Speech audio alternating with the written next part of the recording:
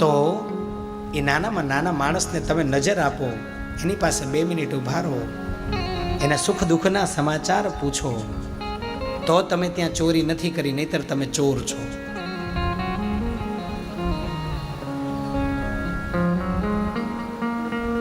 કાનની ચોરી, આ આંખની ચોરી થઈ, હવે આ કાનની ચોરી. આવી સુંદર મજાની કથા ચાલતી હોય,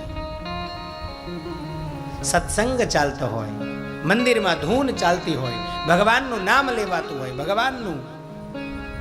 ભગવાનના યશોગાન ગવાતા હોય, અને ત્યારે આપણને એ સાંભળવાની ઈચ્છા ન થાય.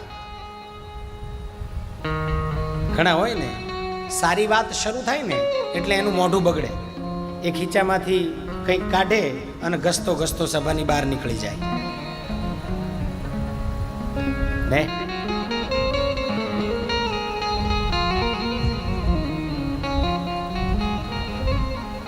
એઝ યુ વિશ, તમને જે ગમે તે ખરું, પણ આ કાનની ચોરી છે, તમે ચોર છો.